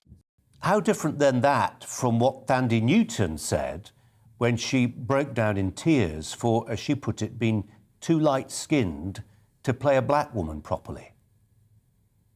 Well, I think that's a totally different ballgame. Thandie Way, I think, if I'm getting it right now, that she's got her original name. That's just pure abject narcissism. Actors are constantly, when you walk onto set as an actor, all anyone does is just cheer and applaud and tell you how wonderful you are. And if she's really going to apologise for taking on this character of the James Lee Burke film, she should really be apologising to white men possessors of penises, seeing as the character that she has now adopted was originally written as a white man. The idea of these very, very wealthy showbiz types who only make films for each other, sitting there and talking about how oppressed they are from their North London living rooms on several £1 million a year, I find embarrassing beyond belief, and hence I parodied her video back to her. Skin colour and immutable characteristics should not come into drama. Drama is about cracking open doors and creating stories for people to believe. And the minute we need to talk about mutability in drama, and that's why the more successful films. I mean, I kind of stopped watching films once Con Air was complete, because everything else is just a complete sort of showbiz going on to itself about how wonderfully virtuous it is. It was I found her tear-jerking breakdown embarrassing beyond belief.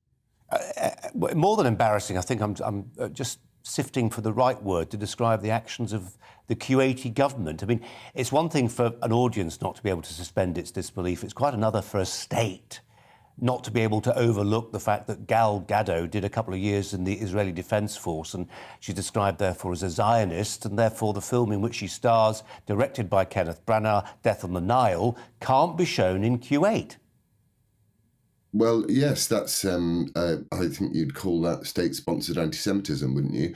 But let's not forget that we live in a country where our own conservative or so-called conservative MPs are asking for a joke by Jimmy Carr to be removed from a Netflix special. So I think if we try and compare ourselves favourably to Kuwait on the free speech front, we come up wanting.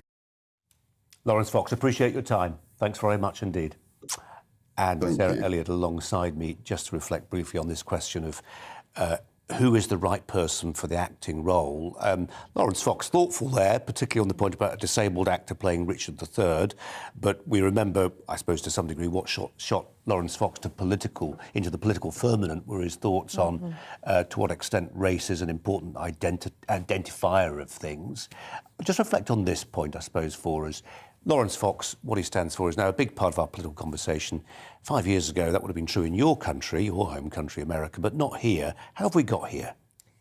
Well, I just think it's this mindset of identity politics has taken over all of our academies, all of the higher levels of education.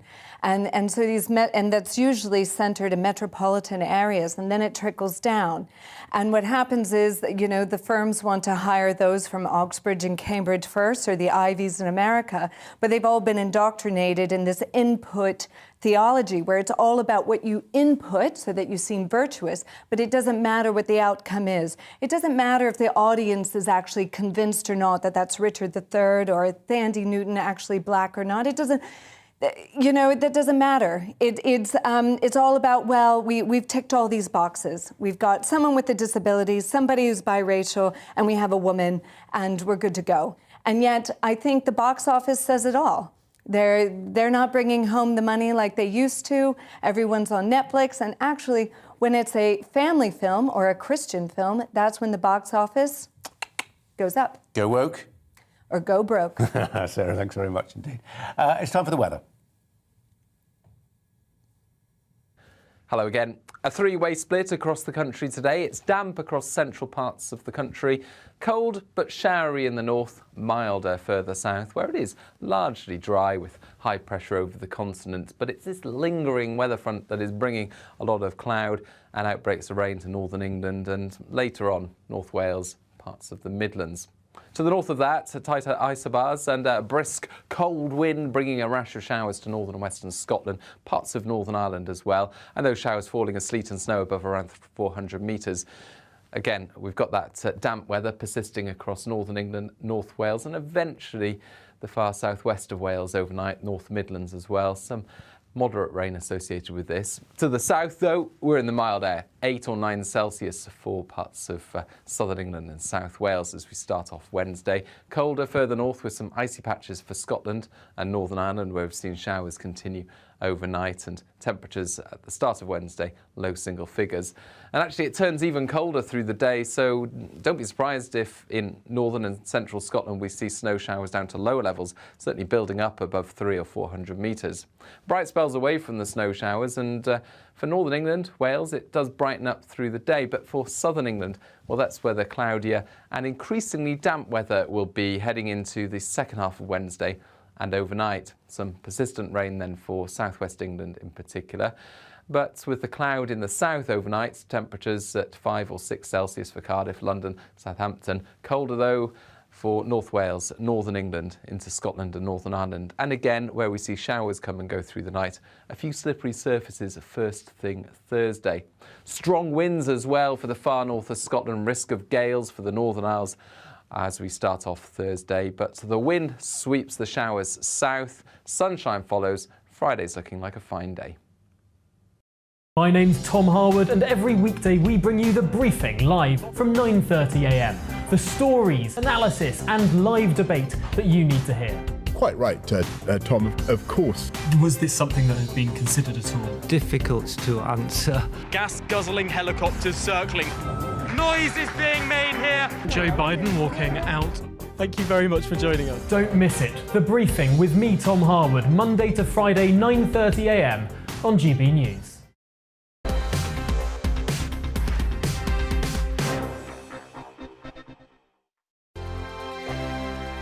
GB News is the UK's home of discussion and debate from all perspectives. To stay up to date on the latest stories, make sure that you subscribe to the GB News channel right here on YouTube. You can watch us live 24/7 across the whole world. You can also check out exclusive content and catch up on previous episodes of your favourite shows.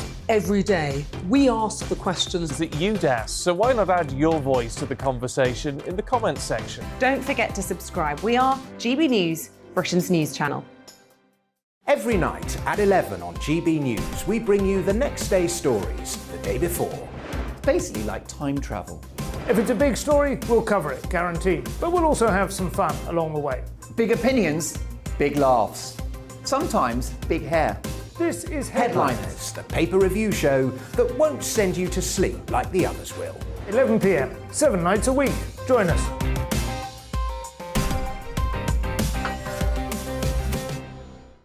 Hello there, I'm Eamon Holmes. And I'm Isabel Webster. And we hope you can join us for Breakfast with Eamon. And Isabel. You make me laugh out loud, belly laugh. Is that important first thing in the morning? Yeah, absolutely. And there's me trying to be deadly serious. News is a serious business. Yeah, I have to rein you in sometimes. Well, it doesn't stop us laughing at it. It doesn't stop us having an opinion on what's going on. Yeah. And it certainly will not stop us reflecting what you think. Weekdays from 6 to 9:30 on GB News. I'm Dan Wootton. Join me Monday to Thursday from 9 to 11 for the feistiest and most fun news debate on TV, where free speech reigns. I'll bring you a sharp take on the day's biggest stories, bombshell newsmaker interviews, and A-list guests. And I guarantee you, no spin, no bias, no censorship, and no reason to go to bed. That's Dan Wootton Tonight, Monday to Thursdays from 9 on GB News.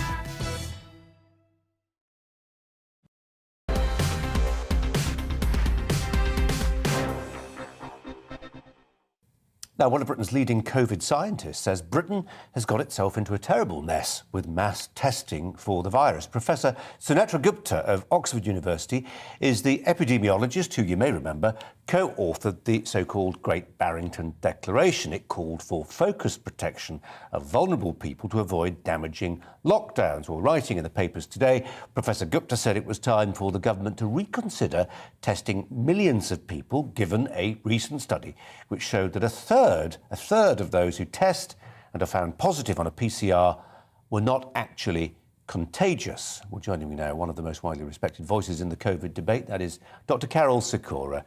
Carol Sikora, welcome to you and appreciate your time as ever. She does make the point, Professor Gupta, in her piece in The Telegraph, that there is obviously a role for testing. On an individual level, it remains an important resource for individuals. If you're going to visit a frail relative, take a test and work out what your status is. But across the piece, across the population, it's less useful, she says. What say you? So I'm an oncologist. What do I know about infection control? But it strikes me that we teach medical students on day one when they come to the hospitals to do their clinical work, don't do diagnostic tests if it's not going to change what you do. And that's the key to the whole of medicine. So doing a COVID test in someone that's healthy, unless there's some reason for doing it, makes no sense. You're going to find information, but we have all the information. We know what's happening. We know the Omicron, we know the other variants out there off Omicron, and we know it's a relatively benign disease compared to what it was at the beginning when we started in long, heady days way back in February of 2020. So I think she's right. She's absolutely right. I'm a great admirer of hers and her partner, Carl Heneghan, partner in science, Carl Heneghan, who, again, from Oxford, and they've really contributed to the whole debate around COVID. What puzzles me, Colin, is why the official scientists advising the government say, let's continue. These are the same people that wanted to lock us down this Christmas, just the one that's just gone, because they said the NHS would be overwhelmed. It wasn't overwhelmed. So let's listen to people like Sunetra and ignore the doom mongers that really want to keep us locked up forever. And I listened to you, Carol Sikora, before Christmas. We talked, and you said with Omicron, don't focus too much on the case figures. Focus squarely on hospitalisations. I did that with the daily figures, took the viewers through those daily figures, and they told a story that you predicted would follow, which is that Omicron, though very transmissible, was not particularly lethal. I just wonder, and I've been grappling with this one for a while, the modellers who do the modelling, they do it all in good faith, we presume. Can there ever be any kind of moral hazard to getting it wrong? I mean, we don't want to in any way stop the processes that they go through, but it seems to me, and I'm sure it will seem to some people working in oncology like you, that the neglect of things like cancer diagnosis, because modelling has been too pessimistic when it comes to COVID, Can you introduce a cost element to that for the people who mismodel? You can, and the cost is other diseases than COVID, which are bound to suffer, together with the fear of the population, the mental health of the population. And it's just so easy to get an army of bureaucrats to close things down. And we've seen it, whether it's police, whether it's immigration control, everywhere, all around the world. You've got these petty bureaucrats trying to implement, in many cases, completely illogical policy. And the testing, which comes to the end when you return from abroad on next week, or actually tomorrow, the 11th, Friday, the 11th, is a good thing. Why should we test them? What are you going to do about it? If you're positive, you don't have to go into isolation anymore.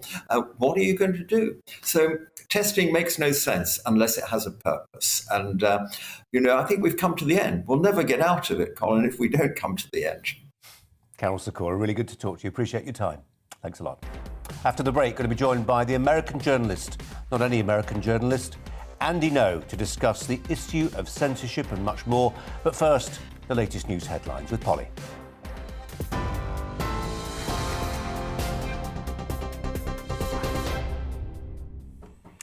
Your top stories this hour. NHS waiting lists in England will not start to fall for at least 2 years. That's according to the Health Secretary Sajid Javid, unveiling the NHS recovery plan in the Commons today. Among the ambitions are to reduce the waiting time for effective care to less than 12 months by 2025. The number of people waiting to start routine hospital treatment in England now standing at 6 million. That's up from 4.4 million before the pandemic. Boris Johnson has announced a small ministerial reshuffle today. Jacob Rees-Mogg has moved from Commons leader to Minister for Brexit Opportunities and Government Efficiency. Mark Spencer has been made Leader of the House of Commons, and Stuart Andrew is the new Housing Minister, while James Cleverly becomes the Minister for Europe. The move follows the appointment of Stephen Barclay as Mr Johnson's new Chief of Staff. Documents show the Foreign Office was the target of what they're calling a serious cyber security incident early this year. Recently released information shows experts from the security firm BAE Systems even, were brought in to deal with it at a cost of just over £467,000. The Foreign Office said it wouldn't be commenting on the incident. And the Commons Speaker, Sir Lindsay Hoyle, says it was inappropriate for Boris Johnson to claim that Sir Keir Starmer failed to prosecute Jimmy Savile, warning such comments only inflamed opinions. Yesterday, the Labour leader was targeted by a crowd of protesters, shouting traitor and Savile at him. The Prime Minister is facing renewed calls to apologise for his comments from within his own party.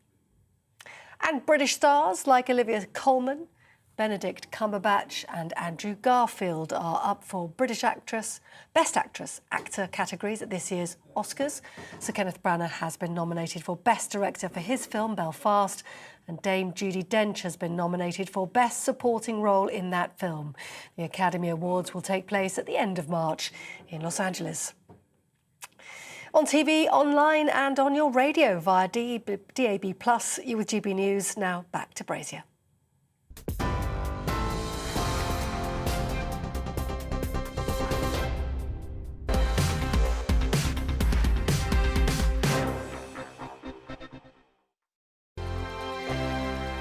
GB News is the UK's home of discussion and debate from all perspectives. To stay up to date on the latest stories, make sure that you subscribe to the GB News channel right here on YouTube. You can watch us live 24/7 across the whole world. You can also check out exclusive content and catch up on previous episodes of your favourite shows. Every day, we ask the questions that you'd ask, so why not add your voice to the conversation in the comments section? Don't forget to subscribe. We are GB News, Britain's news channel. Every night at 11 on GB News, we bring you the next day's stories the day before. Basically like time travel. If it's a big story, we'll cover it, guaranteed. But we'll also have some fun along the way. Big opinions, big laughs. Sometimes big hair. This is Headliners, the paper review show that won't send you to sleep like the others will. 11 p.m, 7 nights a week. Join us.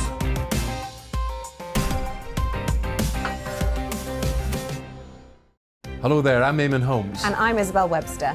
And we hope you can join us for Breakfast with Eamon and Isabel. You make me laugh out loud, belly laugh. Is that important first thing in the morning? Yeah, absolutely. And there's me trying to be deadly serious. News is a serious business. Yeah, I have to rein you in sometimes. Well, it doesn't stop us laughing at it. It doesn't stop us having an opinion on what's going on. Yeah. And it certainly will not stop us reflecting what you think. Weekdays from 6 to 9:30 on GB News. I'm Dan Wootton. Join me Monday to Thursday from 9 to 11 for the feistiest and most fun news debate on TV, where free speech reigns. I'll bring you a sharp take on the day's biggest stories, bombshell newsmaker interviews, and A-list guests. And I guarantee you, no spin, no bias, no censorship, and no reason to go to bed. That's Dan Wootton Tonight, Monday to Thursdays from 9 on GB News.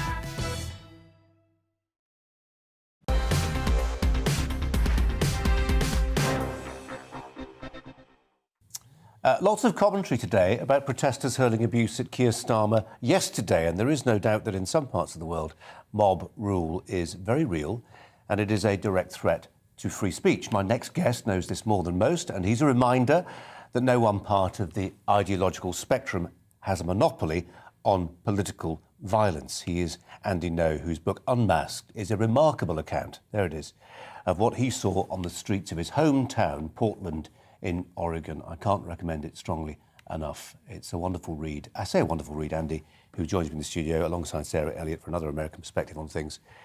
It's a shocking read, actually. What happened to you is absolutely shocking. And in some respects, it's a miracle you're here to tell the story. Try and tell it for us. Well, I'm an American journalist who focuses on the American far left, the militant far left. Day in and day out for years, we've been told that the far left can never manifest itself in extremism, or that when it does, that it's completely justified. And in my hometown of Portland, Oregon, which became an epicenter of American Antifa violence, I just wanted to know what the ideology is and what their strategies are. And for that, I've been targeted for violence multiple times. Can I stop you? Some of our viewers will not be familiar even with the idea of Antifa. What is Antifa? It's a far-left violent extremist movement and ideology that claims to be anti-fascist. They're made up of anarchists and communists, and they're trying to destabilize local areas where they're able to mobilize, and they carry out acts of violence against other citizens and the state, and they've killed as well. And they've very nearly killed you. Yes. Is that a reason? Can I reasonably say that? Yes. What happened to you? I've been victimized by them multiple times, but the most serious was in 2019 when they beat and robbed me in the streets of downtown Portland. They didn't want me filming them during their public direct action, so they beat me on the head and I was hospitalized for a brain bleed. And then last year when I returned to Portland after having to flee it, I was hunted down in downtown and beaten again. And if anyone's wondering, this stuff is available online. I looked at the footage again today. It's watching you being chased down a suburban street in Portland. It's absolutely terrifying. But you went back again and again and again to do it. Now, I've got a very low opinion of journalistic bravery. I think a lot of members of my tribe, our tribe, tend to be quite vainglorious and sometimes overstate the dangers they face. You faced real danger, but you kept on going back. What was driving you? Well, the issue with so-called fake news in America happens because a lot of these journalists are based in bureaus in DC and New York, and they're not on the ground in other parts of America. And the further that you're away from whatever subject you're reporting on, it's easy to introduce errors. And for me, and as for any journalist, accuracy is paramount. And that requires being on the ground and seeing and filming things. And it put me in a lot of risk, unfortunately. And I hope, though, that the fruits of my labor are worth it. Sometimes it feels a little bit dejecting to still see the denial that happens in the mainstream American left about violence that comes from left-wing extremists. I'm sure Sarah's got something to say on this, but just before I let Sarah come in, I just wonder if you feel there's any read across from America to Britain. I mean, when I think of what happened on the streets of Portland, that sense of a lawless anarchy settling for weeks in a developed, rich city. That couldn't happen here, could it? Well, I don't think Britain is immune in that, even though you have an entirely different history in regards to race relations, etc., we did see in 2020 that after George Floyd died, that the zealotry around that was exported from America around the world and implanted here. And in parts of your country, there were small instances of political violence. But I think that's a bad sign. It means that there are actors here who, even without having the same history, can exploit certain sentiments and cause people to take to the streets and carry out acts of political violence. Sarah Elliott, as you know, I like to contract out my interviews, at least in part. Have you got a question for Andy? Well, more of a statement. I want your viewers to know that this is a real privilege to have Andy Ngo here, and he is making the violent left mainstream, and that's what they hate. You know, I've only had one tweet taken down on Twitter, and it was on Inauguration Day last year, and it was Joe Biden, is Antifa still an idea? And that was taken down. That was linking to an article where Antifa had attacked the Democratic headquarters in Oregon. And in the debate, when we're talking about the far right and Donald Trump is being criticized, and we talk about January 6th, et cetera, and Proud Boys, when Antifa is brought up, Joe Biden says, it's just an idea. It's just an idea. Moderate Joe Biden, just an idea. So they completely ignore their violent extremism on their side. And thanks to a journalist like Andy Ngo and GBNews for broadcasting it, everyday Americans now know what's happening across the United States, and unfortunately in places like Bristol, after George Floyd's murder. So anyway, it's they're a very dangerous faction. They're everywhere, and they're not getting the scrutiny that they deserve. Andy, what do you make of the fact we do now? I mean, I lament the fact sometimes that we in the UK are increasingly obsessed. We've been obsessed for a long time with American politics, but the culture wars, so much has been imported to the UK, whether it's trigger warnings, I was writing about it yesterday, so many other things. In some respects, I think it's quite healthy. Mainly, I think it's unhealthy. But if you think about what's been happening with the truckers in Canada, there are almost morality plays that we all get to watch. Do you know what I mean? That, you know, it's not just a localised dispute. It's something that we look at from afar. Even we pay into GoFundMe from afar, and then the money gets taken away briefly by the people who run that crowdfunding source. But you see what I mean? That the days when it was just something that happened in Ottawa and it stayed in Ottawa, or a story like Joe Rogan stays something quite localised, a tech story in the States. That global village is something that we you know, we're all residents of it, aren't we? I mean, share your thoughts on either of those stories, Joe Rogan or the truckers. Which should we pay most attention to, do you think? They're both important. Regarding Joe Rogan, I've come out to defend him. The reason why, in my opinion, that there's so much coordinated effort by political operatives and other journalists and media organizations to take Rogan down is because his audience share is larger than CNN, NBC, etc., all the broadcast television. And the criticisms that are lobbied against him, I think, are unfair. And because Joe Rogan is not a news program, the nature of his shows, and he doesn't pretend to be either, are these long-form, casual, essentially conversations that happen to be filmed. And what we have now are bad faith political operatives who are going back over 1,700 episodes, that's more than 4,000 hours of footage, and are looking for things to pull out of context. And sure enough, they find stuff. They find stuff. And I mean, what makes Joe Rogan different from a lot of the establishment media is he's willing to give platform to people who otherwise are ignored. For example, back in 2019, when I was pretty much unknown, he was willing to invite me on, this no-name young journalist from Portland, Oregon. And for that, you know, I am so thankful, and so many other people as well. I'm concerned, though, seeing that now he's been putting out some of these apologies, because a lot of times what these campaigns and hit pieces do is you gaslight yourself. You know, any decent person who comes under a lot of criticism should question, did I do something wrong? And they're trying to exploit that sentiment that he's having to make him go back and delete requests that his episodes are being deleted. There's been more than episodes that have been removed already. So he's censoring himself on behalf of what other people are demanding. Can I just go back to where we started, which is political violence on the streets? And in my introduction, I said no part of the political spectrum has a monopoly on it. Our lead item tonight, reflecting on the fact that Keir Starmer was upbraided and a bit more on the streets of London, this time yesterday afternoon. I mentioned the Canadian truckers. There are those people who say they're not heroes. They're causing enormous trouble and disruption to the lives of ordinary people in Ottawa. Get them off the streets. Point is, there's always several ways of looking at these stories, isn't there? There is, but I would say that people who are demonstrating peacefully, that's a sacred protected right in my country as well as yours and in Canada. And I think trying to draw some type of line between that and, or comparison between that and what rioters were doing in 2020 is intentionally disingenuous. These are entirely different activities. I mean, we had more than 24 people who died as a result of the riots in 2020. And that's never caveated whenever we talk about the so-called peaceful protests for Black Lives Matter. I mean, just in terms of where America goes, big question.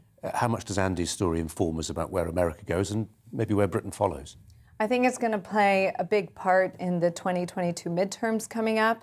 I think people, I mean, obviously the numbers with Joe Rogan, people don't trust the mainstream media in America. And increasingly when they follow Andy's Twitter account or they read his book, they see that there's another side that's not being reported on, and then that undermines trust in government, it undermines our trust in the press, and I think people just really want all these, DAs, which are district attorneys, and state attorneys who are not prosecuting these crimes to get out.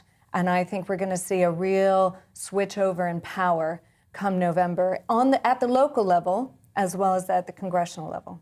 Andy, one final thought. I don't want you to read the tea leaves for this news channel and TV news more generally, but I want you to reflect just briefly, if you can, on the fact that we're talking about podcasting.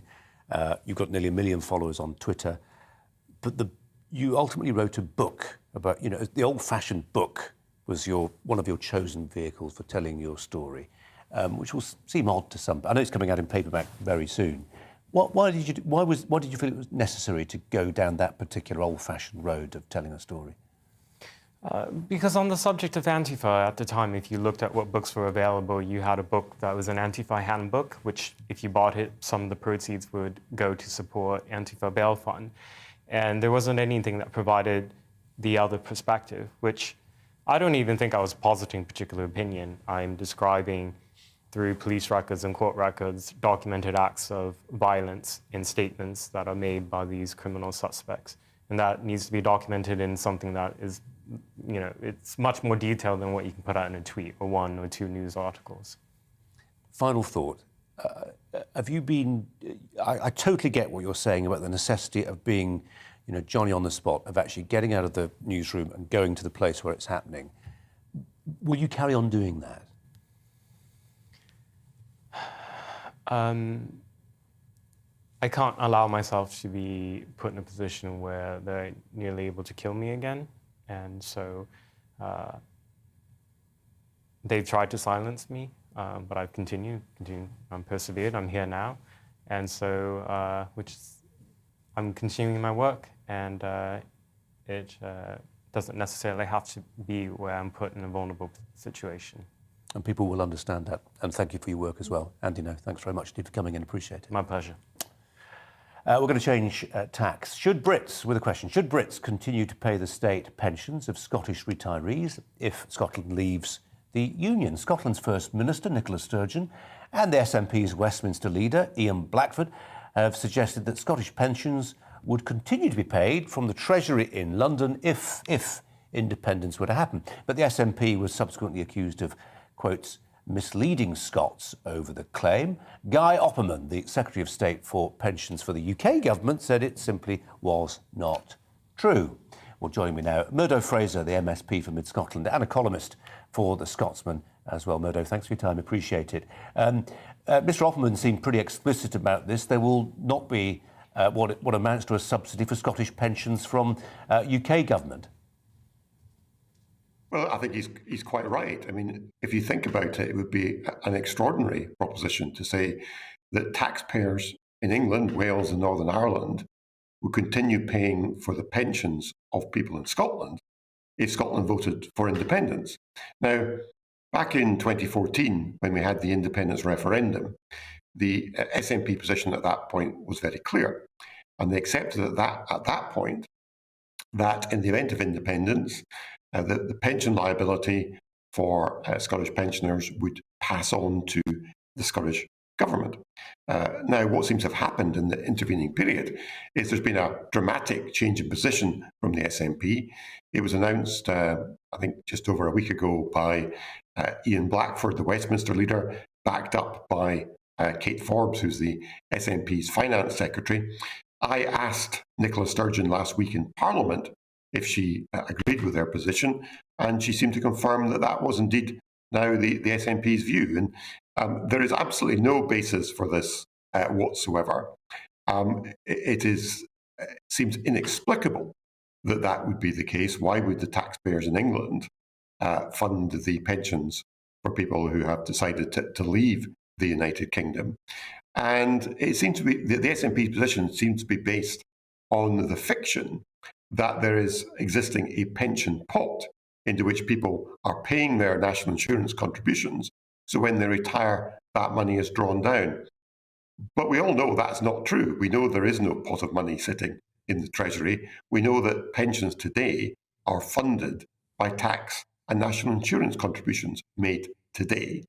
So there is no pot to divvy up and no money to draw down. So I think what this is really about... I suppose, sorry, Murdo Fraser, I suppose the SNP say, well, there isn't yet, but we haven't hammered out the terms of the disengagement should it come to that. I just wonder more broadly, I mean, if it comes to a second referendum, and if it comes to people, and we know the electorate's getting greyer and pensions matter to them, there is always that question, isn't there, about whether independence, as with whether it's independence within the United Kingdom, whether it's even in the context of Brexit, whether the wallet trumps the heart.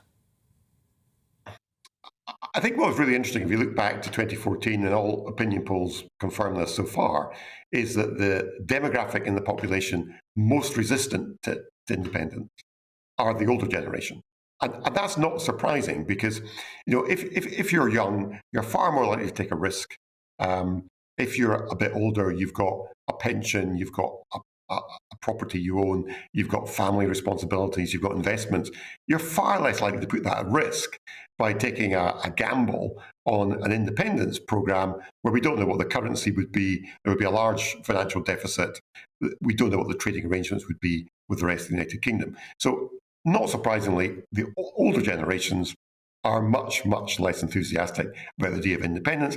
I suspect what's behind this is a realisation on the SNP side that their pension policy simply wasn't going to play well with that older demographic.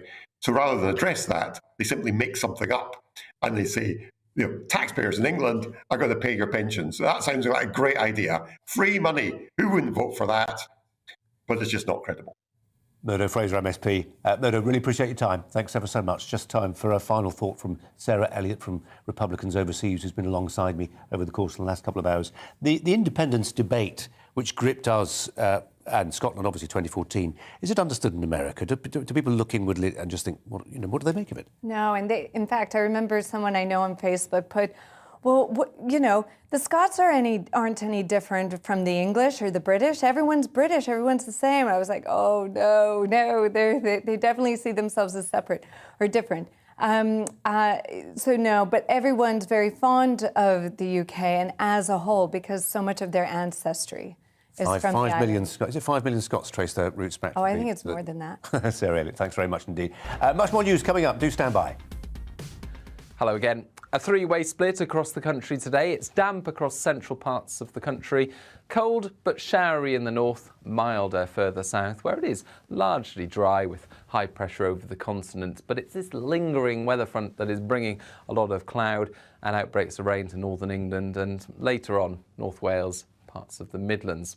To the north of that, tighter isobars and a brisk cold wind bringing a rash of showers to northern and western Scotland, parts of Northern Ireland as well, and those showers falling as sleet and snow above around 400 metres. Again, we've got that damp weather persisting across northern England, North Wales, and eventually the far southwest of Wales overnight, North Midlands as well. Some moderate rain associated with this. To the south, though, we're in the mild air, 8 or 9 Celsius for parts of southern England and South Wales as we start off Wednesday. Colder further north with some icy patches for Scotland and Northern Ireland, where we've seen showers continue overnight, and temperatures at the start of Wednesday, low single figures. And actually it turns even colder through the day, so don't be surprised if in northern and central Scotland we see snow showers down to lower levels, certainly building up above 300 or 400 metres. Bright spells away from the snow showers, and for northern England, Wales, it does brighten up through the day, but for southern England, well, that's where the cloudier and increasingly damp weather will be heading into the second half of Wednesday and overnight. Some persistent rain then for southwest England in particular. But with the cloud in the south overnight, temperatures at 5 or 6 Celsius for Cardiff, London, Southampton. Colder though for North Wales, northern England, into Scotland and Northern Ireland. And again, where we see showers come and go through the night, a few slippery surfaces first thing Thursday. Strong winds as well for the far north of Scotland, risk of gales for the Northern Isles as we start off Thursday, but the wind sweeps the showers south, sunshine follows. Friday's looking like a fine day.